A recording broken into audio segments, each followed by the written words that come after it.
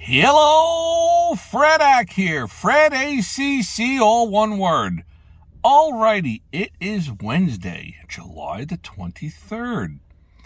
It's about 11:30 a.m. noontime, East Coast time. I'm somewhere up in North Carolina. What am I doing here? I'm trying to figure that out. At any rate, I see XRP price bouncing around. So I'm strongly compelled to get on here and share some thoughts with all of you, my subscribing friends. First up, I want to thank you all for being here today.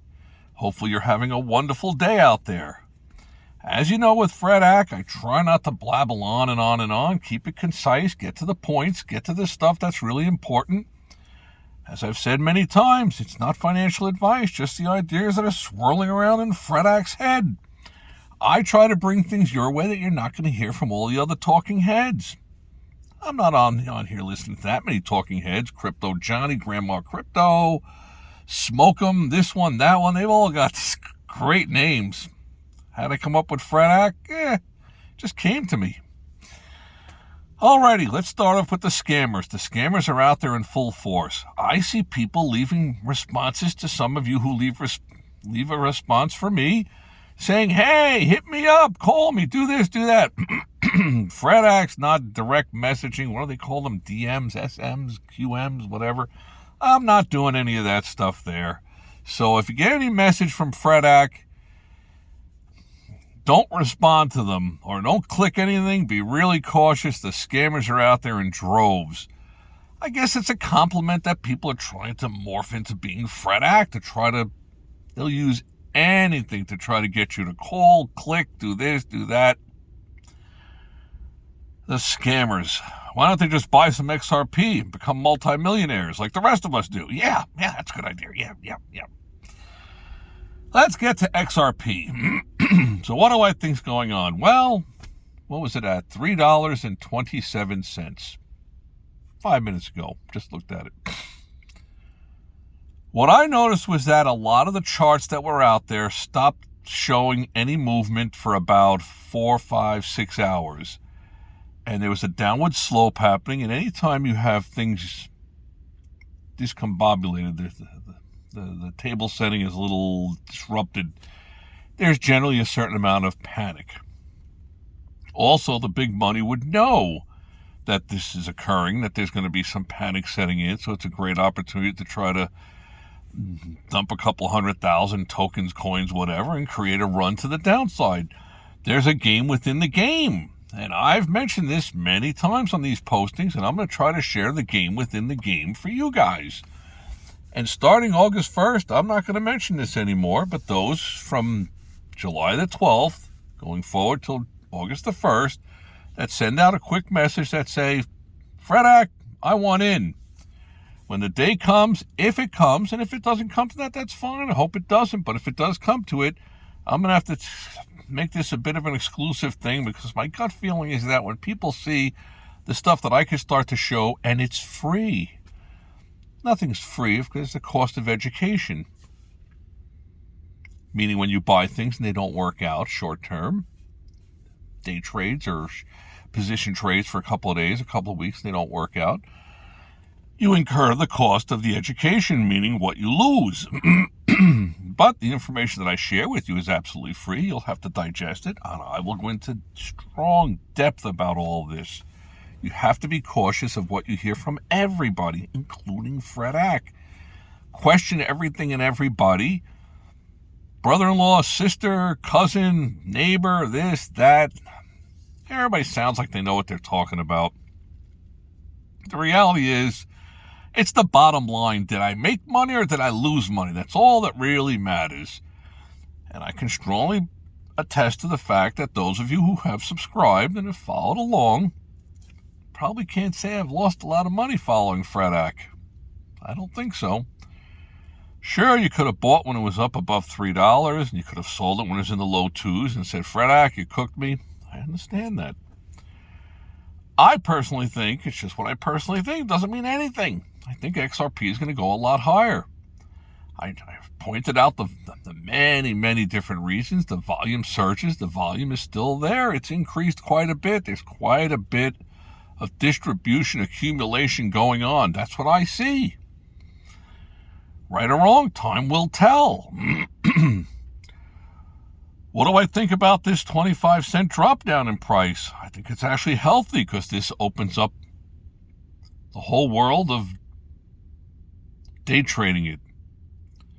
And I don't think the saturation level is that high of a percentage that every Tom, Dick, and Harry, Susie, Grandma, whatever, whoever, all the different names you want to put in there.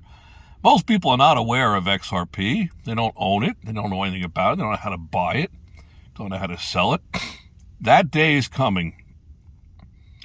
What is holding it back? That's a great question. I'm glad you asked. What is holding XRP back? Well, one of my cynical thoughts is that what's holding it back is how is the big money institutions going to make their money? Where's mine? I got to get mine out of this. Visa, MasterCard, American Express, Bank of America, Mellon Bank, JP Morgan, they're all in this thing called business. They're in business to make money, profits. They're not there to be this altruistic company that we want to help out the poor, the indigent. No. They're out to gut all of them, and us too, the FedEx of the world, the 9-to-5ers. It's the way of the world. It's sad, but it's capitalism at its best. So I don't know where the profit margin is going to be. The use case scenarios are vast. Taxes, disability checks, welfare, WIC, this, that.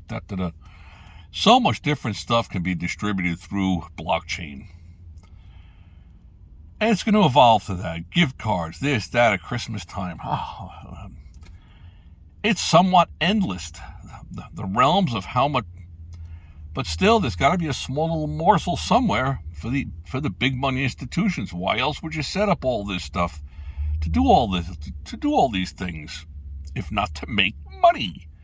So I don't think they've figured that out yet. Like, where's my cut for being in this? Everybody's got to get their slice. It's understandable. When you really think about it, on every transaction, if you make, let's just say, a penny profit, if you're doing 10 transactions a day, you're making 10 cents. If you're doing 100 billion transactions a day, you're making a lot of sense. CENTS. And that's what I think is going on here. What I also like to see is the fluctuation in price, because that's going to bring in more and more eyeballs, more and more money to the game. And on the trading side of it, as that explodes, the big institutions that are involved with the market makers, the bids and offers, they'll figure out, they'll make their money. The money will be there for them. And that is all in the process. It's all happening. ETFs, there's already that one out there that I mentioned, XXRP. I'm not saying to buy it. I'm just saying it might be a vehicle to potentially consider buying and selling, bidding a penny or 2 or 3 pennies above the bid. It seems like if you bid 1 penny above the bid price, when it has, I've seen it have as much as 28-cent spreads from the buy to the sell on it, probably even more. So if you bid a penny higher, they're going to leapfrog you by a penny, because they know you're kind of like you're stealing from their pocketbook using fake numbers. Let's say it's $41.22 bidding, $41.47 offered. You go in to buy 100 or 1,000, let's say at $41.23, a penny higher. They're not going to let you get away with that. They're going to leapfrog you by a penny to $41.24. But if you go in there like somewhere in the middle, you could probably get hit on it, and they're not going to challenge you. You'll know if your bid is sitting there waiting to get executed to someone who's selling at the market or at a limit price of what your bid price is, then you will own it. Then you could turn around and flip it on any kind of a surge up. And there's an education to all that, which we will get into in the very near future. And I'm trying to dabble my toes into the water a little bit on many of these different postings. Hopefully you subscribe and you're catching some of this. If you're not understanding it, ask a question out there and I'll try to address it in the next posting. But you can make money from chopping a little bit above the bid and selling a little bit below the offer on any kind of a surge up. If you have a second chart over here and you see XRP, the token, the coin, the entity is moving higher, you put in the ETF that you bought, 2, 3, 4 cents below what the offering is at. If nobody leapfrogs in front of you, you're going to get to just sit there. Anybody that purchases at the market, bing, you'll be gone. Once again, you need a lot of volume. That XXRP didn't have that much volume. 2, 3 weeks ago when I bought it and then sold it, it was over 1 million trading on the day. That's not a lot. Heck, there's a big name, the power player stocks, the Teslas, the Apples. They'll trade 1 million in a matter of a minute. It's insane. Insane. Alrighty, so I didn't come on here to bore you a lot. I just wanted to share something with you so you don't get panicked out of the game plan, because the bottom line is, are you better off now owning XRP back in mid to late October after my generational wealth, 52 cents, 55, 70 cents, 75? Absolutely. So you got to have a game plan. Whenever you do want to scale out, try to scale out into it when the price is running upwards. But you have to worry about not getting worn out by listening to all the hopium of all the big shots that are out there. They know everything. I don't know anything. I'm the first one to tell you that. Still, you got to have a game plan. I haven't sold a single one of mine. In no hurry to do it. I think by September, we're looking over $6. I think it's going to change pretty quickly, because we're at that point where the developmental stage is behind us. The railroad tracks have been laid down. Now it's time for people to get on the railroad car and take it out from New York to California in a day and a half. Wow. Imagine that. This is going back, let's say, 200 years ago. So when people start to see the use case scenario of XRP, the token, the coin, that's when the game change is happening. And I think it already started. I posted game change the other day.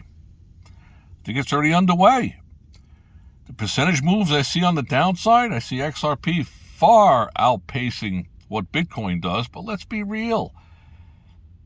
3-4 weeks ago, XRP was probably around $2.30. Went over $3.30. That's got to be like a 40% move. I didn't see Bitcoin moving 40%. Ethereum, and I've spoken about the numbers. Look at the numbers. You got 60 billion released, 100 billion potentially out there. 20 million of Bitcoin, 120 million of Ethereum. Divide one number into the other number and you figure it out that there's 5,000 XRPs for every Bitcoin that are out there. So XRP in value kind of went up from 10,000 each to 15,000 each, like a 50% move. Even more than that. Did Bitcoin move up to 300,000? No. Hello? No. Alrighty, may all your days be winning one. Let me get this posted out there for you guys.